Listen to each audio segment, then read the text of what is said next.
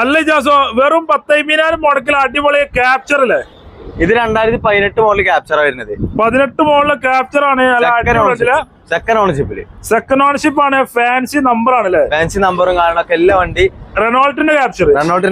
അതെ, അത് ഒരു അടിപൊളി എക്സ്യൂവില് ഫുൾ ഓപ്ഷൻ വണ്ടിയാണ്. അലവില് കാര്യങ്ങളൊക്കെ വരുന്നുണ്ട്. എത്ര ഓടിക്കണമെന്നാല്?